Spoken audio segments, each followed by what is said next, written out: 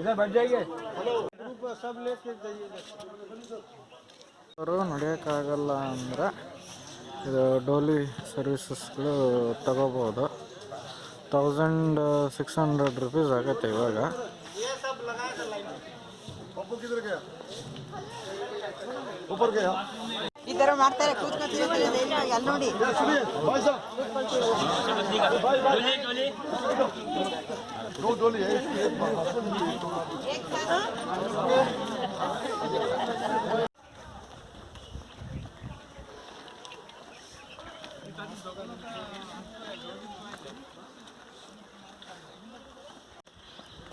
ನಾವು ಅಲ್ಲಿ ತನಕ ಹೋಗಬೇಕಾಗಿರೋದು.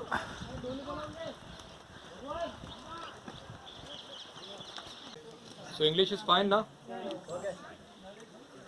Before starting the cave, we are going to start the historical background first, the detailed introduction about Ajanta caves.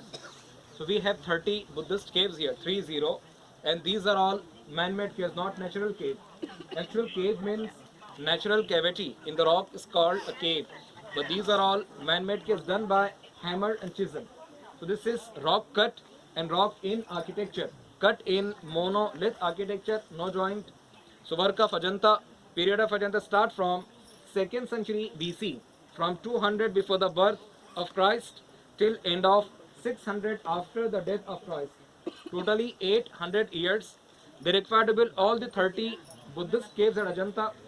But after 6th century AD, Buddhist religion was rapidly declined from western part of India. So the monks and the artists, they stopped their works and they went to the neighboring countries to preach and to propagate the Buddhist religion into Nepal, Thailand, China, Sri Lanka, Burma and Southeast Asia. So when they left to this place, so all the 30 cave at Ajanta from outside, it was completely covered under the dense forest. Looks like the jungle, hidden, abandoned about 1000 years, about 10 centuries. So recently, just 200 years back, it was a chance of discovery to an Englishman, to a British Army officer, John Smith, came for hunting a tiger. Can you see on the top? The small canopy was the actual hunting point, the discovery point. From there, John Smith, he saw the edge of that cave. Can you see the big massive arch, which is chronologically cave number 1, the oldest one, present cave number 10.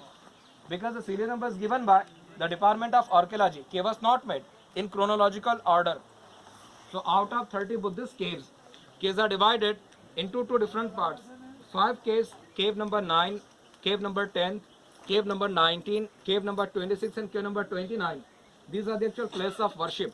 These are all prayer hall. These are all mandir, puja sthal, the place of worship. Rest of a Buddhist viharas. Vihara, the place of residence during the Varshavas, we call Chaturmas or rainy season time. So practically, Ajanta cave was used like a Buddhist meditation center, college, university. That's why they selected this remote place, isolated place away from the main city. And Ajanta caves is the subject of ancient paintings. Remember paintings, huh? Ellora is the subject of sculptures and carvings. Ellora cave is divided into 3 different religions, Buddhist, Hindu and Jain. And that was the donation of Rashtrakutas and Chalukyas. Ajanta is the donation of Satvahan, Shalivahan, Gautamiputra Shatkarni, the branch of Andhra kingdom from Paitan. Present Paitan in 2nd BC it was known as Pratishthan. Pratishthan was the main capital city of Satvahan families. The next royal family, they belongs to Vashim, Vatsa Gulma, son-in-law of great Emperor Gupta's king Harisena, husband of Prabhavati Gupta. Because Vakataka Gupta is called the golden era of Indian history, art, culture, literature and fine arts. So out of 30 Buddhist caves, the main subject of Ajanta is the ancient paintings, which is called tempera paintings. Paintings are made by the precious stones, white color. They are using the original Spaticum, pure crystals, which is available in the mountain of Ajanta itself. White is the crystal quartz, green color the real Indian jade, that is called Pacha. Red color is the red oxide, yellow is the yellow oxide, only the blue color they imported from Persia, present Iran, is very expensive color we call lapis lazuli blue sapphire.